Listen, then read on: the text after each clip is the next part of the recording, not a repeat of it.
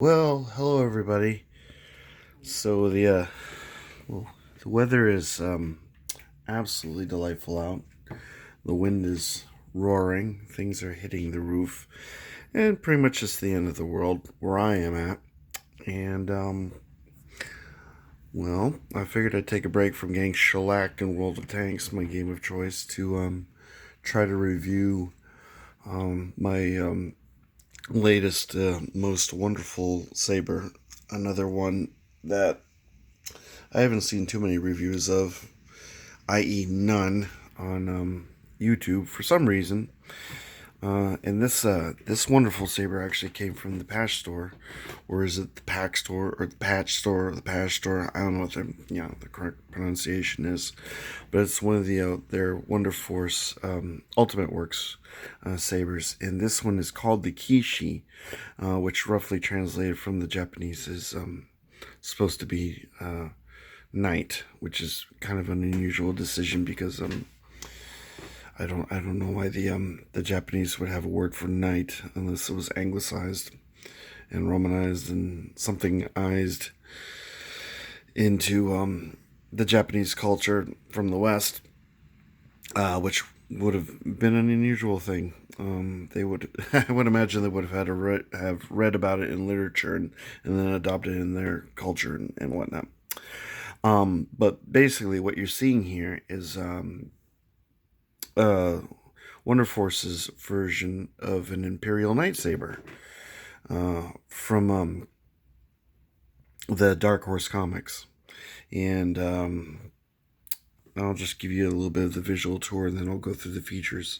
So, let me begin by saying that this is one of the most comfortable sabers I've ever had in my hand. It's so smooth and silky, and you have a really, really amazing grip of the thing from any position up and down the hilt. Everything's fair game.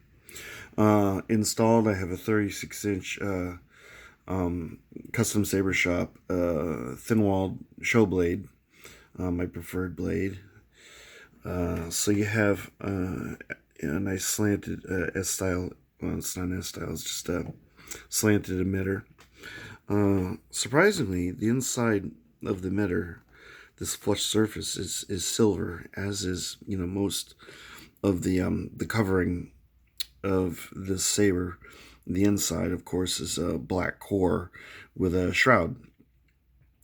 You have your little greebly. This functions as your blade retention screw, and it's pretty consistent through the whole thing. I'm not exactly sure. This hole doesn't really secure the shroud. I think it probably has something to do with the LED, but it doesn't secure the shroud. It just kind of holds, as I said, probably the LED in place. And this is a full RGB saber running an Asteria 2.0 soundboard, which is fully customizable, but I haven't got to the point. So it's just currently equipped with all the standard fonts that come with it. I think there's 6, if I'm not mistaken.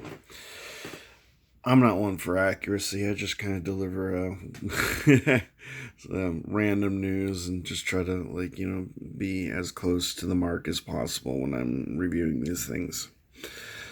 Anyway, so instead of the traditional momentary switches and clickety-clack switches, this has 2 tactical switches. This one is on and off, and that one controls some of the features. And in concert, they change like the RGB colors for the blades for each of the individual sound fonts and whatnot. So I'll show you that momentarily. As I said, this is a shroud. You can actually remove the shroud by taking off the pommel, removing the cover tech wield. The shroud slides off and reveals a fully completed hilt. And excuse me. Yeah, excuse me again. So the back of the shroud is very much like the Ultra Saber's consular. It's just smooth, and when I mean smooth, I mean this surface is silky smooth, and very soft, and very shiny, And oh my gosh, this saber is just amazing. The surface of this, everything is very, very rounded, as in nothing sharp. That's what I meant to say. Nothing sharp. It's very smooth, but it's easy to grip. So it's smooth, comfortable, easy to grip, and just like completely harmless to your hands. It's just amazing. I really like this pommel. There's just something supremely elegant about it.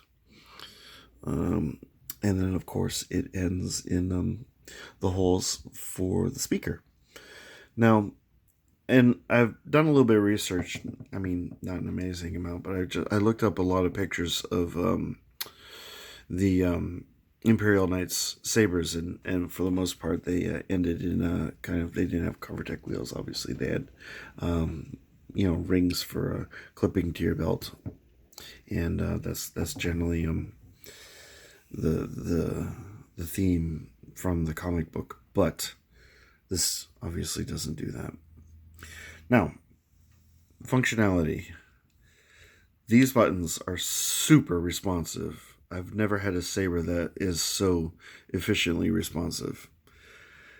You hit the switch, it boots it. Boot. And it says boot. Boot. Boot. Hit it one more time. And it's on. Alright. The secondary moment's tactical switch engages your blaster lock, and holding it does your lockup. Okay, got it. Turn it off. To switch fonts, you just hold this button. Immediately you get a beep. Hit this, and you get your next font. I'm going to just do this briefly. I'll cycle through all of them.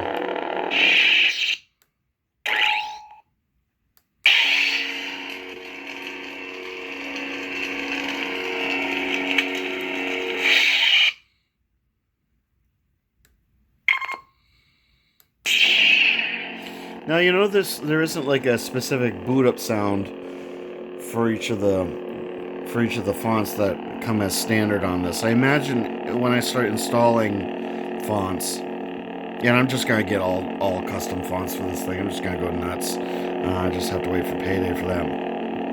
I imagine the boot up will function as boot ups do on most sabers, and it'll probably give you the sound bite from the character or material that's sourced from. But I don't know. I haven't ventured in there. I mean, I have taken the chassis out. There's obviously a micro SD card in there that you remove and you can manipulate. I have no experience with that as yet. I'm just giving you the bread and butter, as it were. You know what I mean? Meat and potatoes.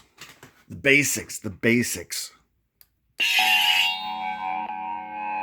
This by far, and it's funny because I watched the videos and from hold on, damn, that's loud. Okay, I watched the videos that the Pach store has on their website, and they basically just featured this one font.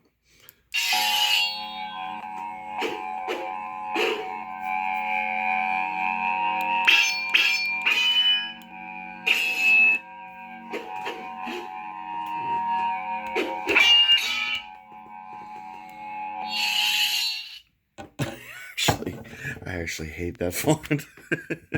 I find it extremely annoying. Anyway, Power off. Oh, that's not what I wanted to do. Boot. Alright, let me see. Here we go. This font is very interesting, but very noisy.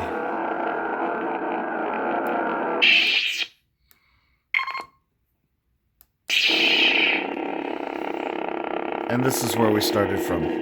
Okay, so to change the RGB colors, you hold down this button, or you actually tap this button and hit the other button.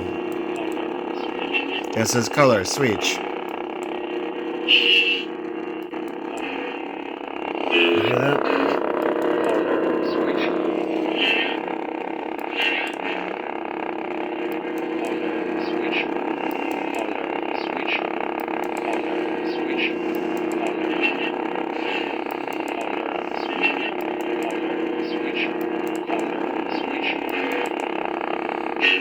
and back to the beginning. Okay, and you turn it off, and just to power this thing down, power off, you just hold that button. Now, things I don't know as yet. As far as adjusting the RGB colors and their values, I don't know if you can input the various RGB values as you would do with, say, like a Nano Biscotti V4 or V3. I imagine that's probably available on the Asteria 2.0. But the thing is, anytime you buy a saber, they don't provide a manual, and you have to go and download whatever source material they have to, learn how to, operate these things. As yet, I have no appreciable experience with this. I'm just going to kind of play with this as it is default, and eventually I'll slide into getting into programming it. I became quite proficient at the Nano Biscotti V4, and now that I have my NeoPixel blade coming from my Saber Trio Neo Aaron, and I'm going to be able to play with the Nano Biscotti V4 and fiddle around with some of the values for the NeoPixel and figuring that all out. I find myself becoming more and more proficient with them. Some of the mid-grade, saber boards, soundboards that are currently available. But as far as Profi and CFX, it's all Greek to me. I haven't explored any of that. I haven't even delved into my Crystal Shard 4.5 on my Vader's Fall because I like everything about that saber as is. Anyway, deep breath. Okay, so the thing I do not know currently, boot, you can see there's no flicker. Now, I don't know if you can adjust the flicker on this saber because none of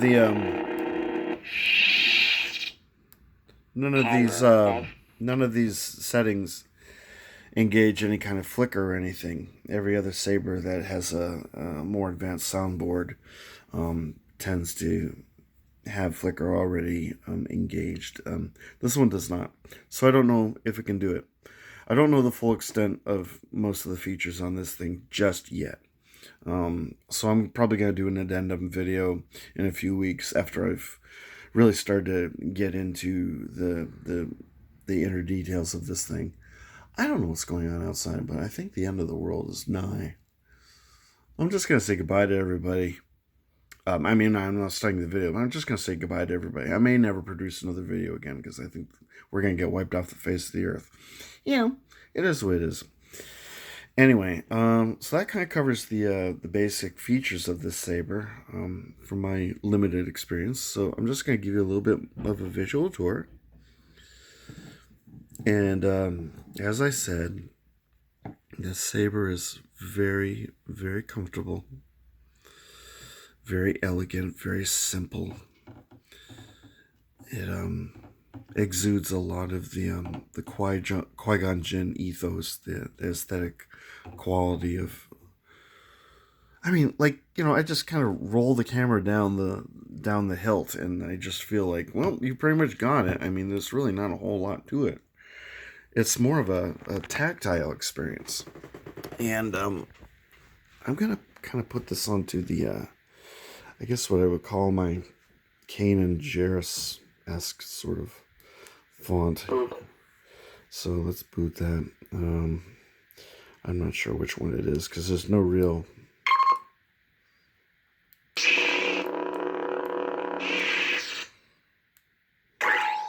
Identifier to let you know which font you've selected. It's just sort of power off, oops.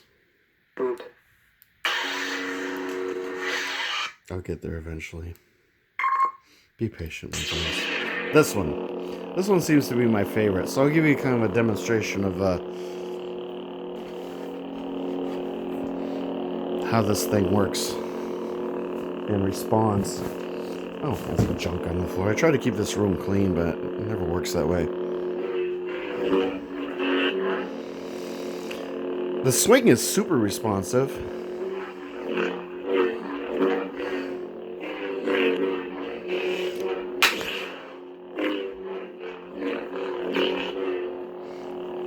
Excuse me one more time.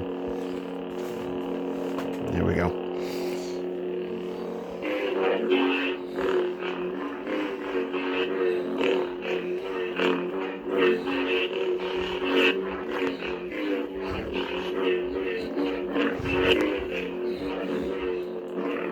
I really like the responsiveness of this saber. It has kind of the responsiveness of a, really simple soundboard like a Pico Crumble. It's as responsive as my Vader's Vault. I'm fully satisfied with it. So here you go. You got your. I probably failed to mention this has flash on clash, but you probably saw that earlier.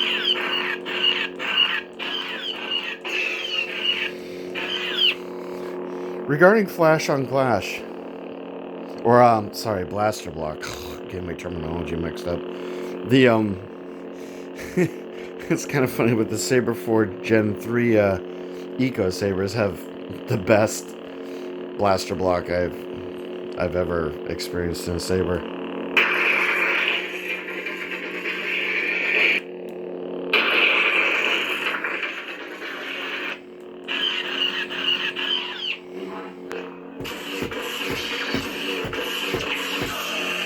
I imagine the NeoPixel with this soundboard would be really, really cool. And on that note, the Pach store, they are currently advertising for $3.19. You can get a NeoPixel saber. It's a Darth Revan style saber. It looks very much like my Vader's Vault Revan Elite, and I'm highly tempted to get one of those. But I'm still waiting for the blade for my Saber Trio Aaron, and that's going to be my first NeoPixel experience. But I'm highly tempted once money becomes available to invest in. I'm not sure what they're calling it, but if you go to the Pach store website, it's in their new arrivals section. And it just looks wonderfully. And if you're on Facebook and you look at the Pach store, you're gonna receive advertisements for that saber. So it's a wonderful piece. And now let's get down to the critiques. When I received this this saber today, and it wasn't functioning, I thought, that's pretty odd. Why isn't it working at all? It is not charged. It is dead. This is not the way. This is the way that these things happen. Why is this happen? Well, I opened it up and found out there was no battery. That's very unusual. No battery? Pourquoi?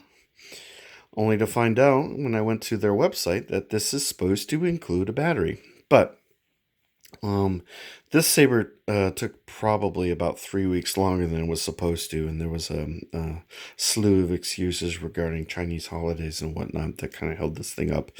But to their credit, the Pach store kind of got this thing prepped and out the door once I lodged a complaint within a couple days. Well, once I lodged like the third or fourth complaint, I think. Power off. Oh yeah, by the way, this thing shuts off on its own after a set amount of time. I don't know how long that is, but you'll figure that out if you get one. So where was I? Yeah, excuses, and then eventually they got around and they shipped it after the holiday massacre happened, and they sent it DHL, which is anytime an Asian company sends something to DHL, either China or Malaysia, that's what I've had experience with.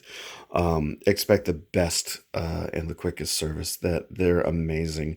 They're so much faster sending it overseas via DHL than any American company is sending it within the States. And I'm being serious when I say that. At any rate, so yes, no battery was included with this, so I had to repurpose a battery from, believe it or not, I had to take it out of my Ranger, because even though this takes the 16850 size lithium ion batteries, the standard side batteries that usually come equipped in most sabers simply don't fit in this thing. They're too big. So there's some variation of the 16850 batteries that's smaller, and currently they only seem to come in this saber and the Gen 3 Eco Sabers for some reason. So I have inquiries about getting kind of an item number from from both Saberforge and from this company to find out why they didn't send me a battery, and if I can get an item number for said battery so I can buy an extra and get the proper size to fit into the chassis. Because if I get a normal 16850 battery, it won't fit into the chassis. And so there's no point. I don't want to waste my money. So that's kind of an issue that is a little bit funky and annoying. Gee, I think there was something else that I want to say. Oh, yes, last thing. As far as I know, currently, and probably for the near future, this was the last of the Kishis that the Pach store was selling that actually has the soundboard equipped with it. They just have it listed as sold out. Now you can buy an empty Hilt for $85. I mean, this thing was a little bit over $300. Totally worth it. But and as far as buying an empty Hilt, it's the empty Hilt is kind of like a scratch and dent sort of situation. As any of the Hilts that they didn't deem were of sufficient quality to sell as a fully installed saber. They I don't know, they do this thing and they just sell to you for $85. So that's kind of unusual. So I think probably for all intents and purposes, this saber might no longer be available. And I probably got the last one. Straight up legit. And yeah, so for that I apologize to everybody that I just if I just got you all like excited about the possibility of getting one of these. I'm not sure if you can, but I really do hope that the Pach store decides to restock this. And if they do in the near future, I highly recommend getting one. Even though by then it'll probably be a little bit on the outdated side as far as the if you're gonna make a decision of getting one of these for $300 and getting something with NeoPixel for $319, it's kind of a no-brainer. I would have to suggest going with the NeoPixel. So for that, the Pach store is a pretty good bargain. And so, what do you think? Have I rambled on quite long enough? I think I've covered everything that I wanted to say. So on that bombshell, I'm gonna bid you a fine adieu. And I'm going to go see if I can spend maybe another half hour getting obliterated in World of Tanks. And I'm going to drink the rest of my beer. And then I'm going to call it a night. So I hope everyone has a wonderful night. Enjoy this final view of these tactile switches. Or tactical switches, or whatever they're called. And I will see you soon. Bye!